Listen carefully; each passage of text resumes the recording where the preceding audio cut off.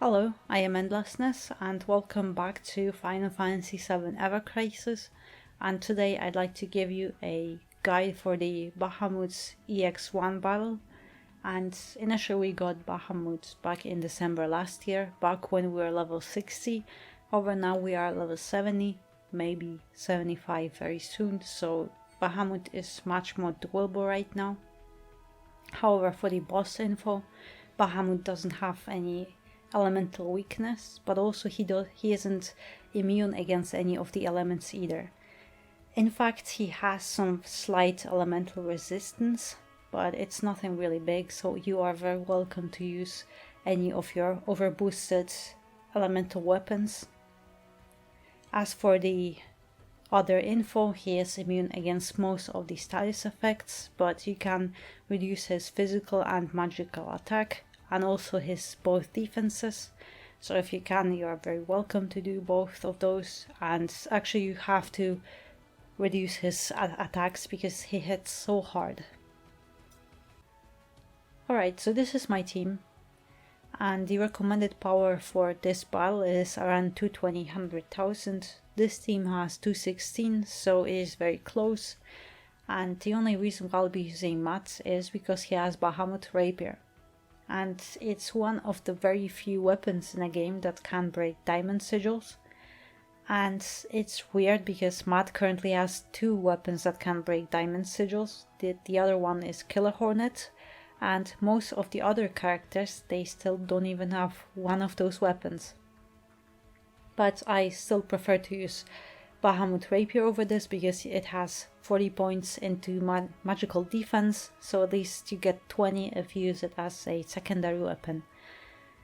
However, Matt is not a very good healer for me. I don't even have a banner costume for him, that's just a free gear voucher costume. Also OB2 prime number and the Bahamut Rapier, level 1 gigantic shield, because I never really upgraded it. Other than that, just sub-weapons to get his HP to about 9,000 and as much heal as I could squeeze out. So I had to use 2 HP weapons and only 1 sub-weapon for heal, so that I wish I had bigger heals, but it is what it is. Also I gave him Defaith and a barrier materia for physical defense, and a single target Cura. For Cloud, I'll be using him as my DPS, and I'll be using this FF9 costume and Obi-Wan Zidane, so it is really nothing amazing, but it's my only non-elemental physical ability weapon, so if you have an elemental weapon at least at OB6, you'll do more damage. Also Bandage Sword, this is one of those crucial weapons that you need to have.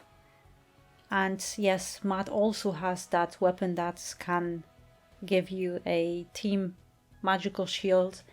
However, he already is a healer and he will not have enough ATB. So that's why, at least in my case, Bandage Sword here, and all the other materia slots are just stat sticks. Also here, just physical ability potency, because I have this physical ability potency boost in a costume, so they just complement it, and Zidane is not optimal, but it's my best physical weapon. And lastly, Sephiroth. He is also my DPS, but also a debuffer. Because of the Kuja Blade, he can reduce physical and magical attack, but also FF9 costume and the Shinra Blades, which I just got upgraded, so I had it the whole time at OB7.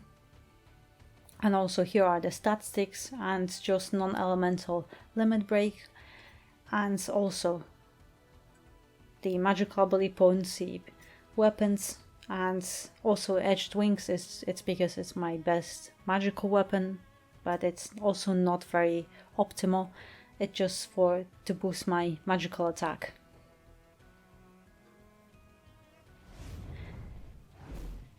Alright, the very beginning of this battle, it might seem very stressful, because you have to do a lot of things at the same time in a very short period of time. As you can see, Bahamut buffed itself, debuffed our defense, so I'm just saving my ADB because Sephiroth has to debuff the attack, but also I'm using Matt to help with that. So 2 of Matt's, and now I just have to cast it once more, and that magical attack will have also a debuff, and just Cloud, and hope he casts it in time. As you can see, just split of a second. Over, we're good, we're still alive. So just, I'll be switching to Sephiroth so he doesn't waste his AEB, because now we'll enter this countdown with a bar that we have to deplete as soon as possible. But also we have to recover our HP at the same time.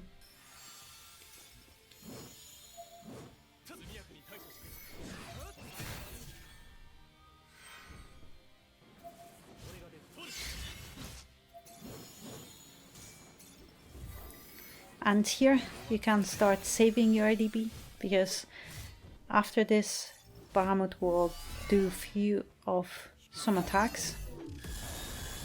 That's the Flare Breath, so it debuffs your magical defense. You have to remove that buff.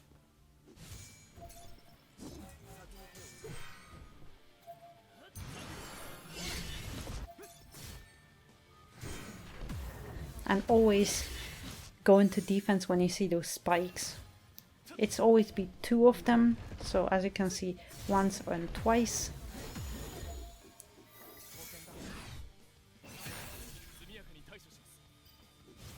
And here we have another countdown, so that's why I'm also saving ADB and waiting.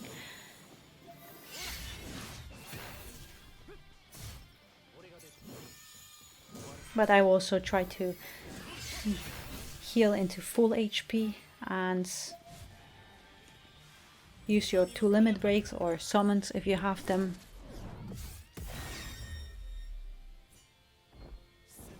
Yes, the first bar, this Mega Flare bar, it was fine, but here, if you hit 2, that means you have few seconds left.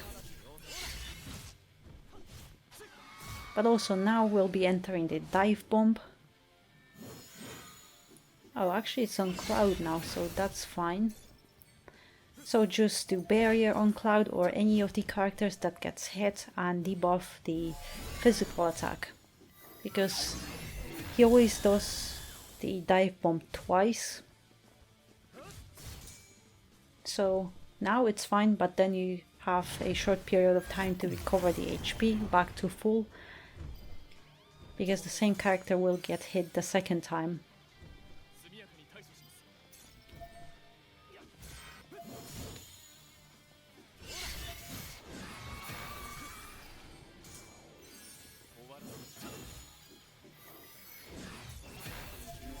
And that should be fine. Another barrier, and I will switch to any of the characters, because after the dive bomb we will enter the sigil phase.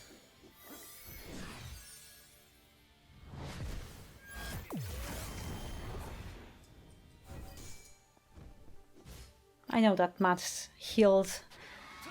It was really uncalled for, but it is what it is. And now the sigils. I will switch to Cloud. I will switch between Cloud and Sephiroth, because Matt, he can't handle himself.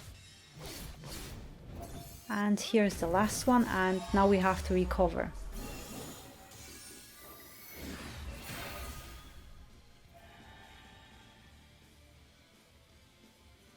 Also after this, there will be another countdown with that Mega Flare, and this is a time where we cannot escape it. So whenever that countdown hits 1, that means you have failed, and Bahamut will start charging its flare.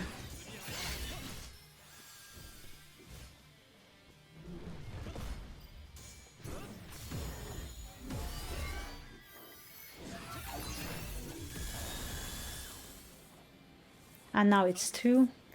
But eventually we will fail, because from 2 to 1 it's really not much time. And we don't have that much DPS to be able to do it as quickly. But it's fine. Now it's 1 and that bar disappears, and that means it'll be tough. But that's why I also have that gigantic shield. Also mats.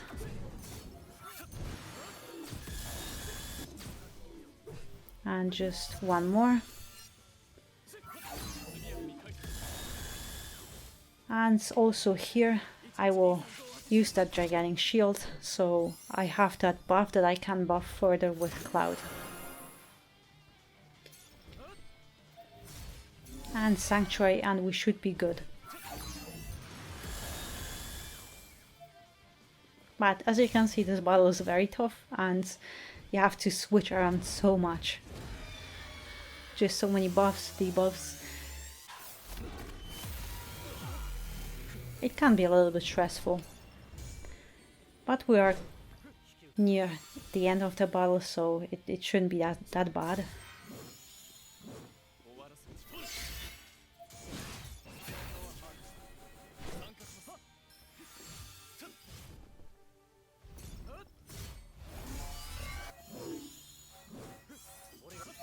Did you really have to press that?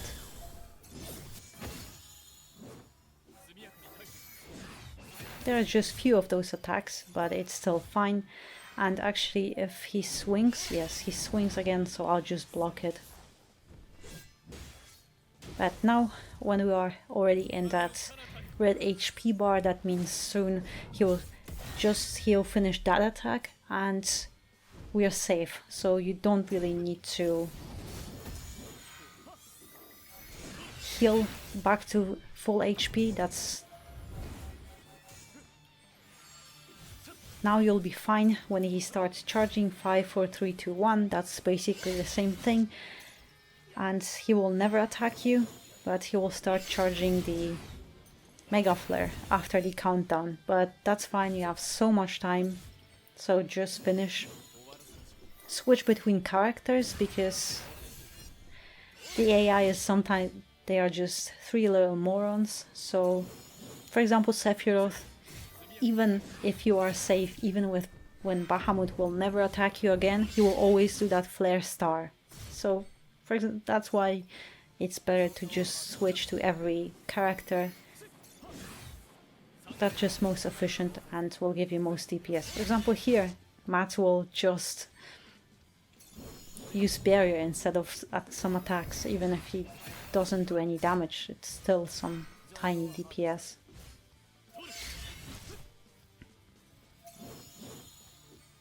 And almost there.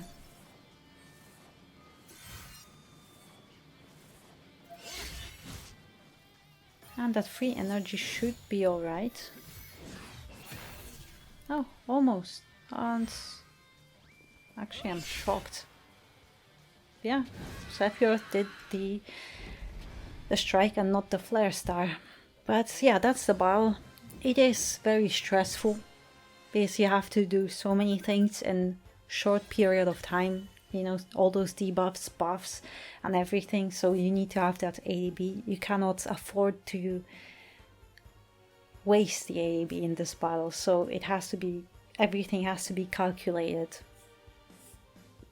But yeah, thank you very much for watching, and good luck if you still need to beat the EX1, and I'll catch you later in the next one.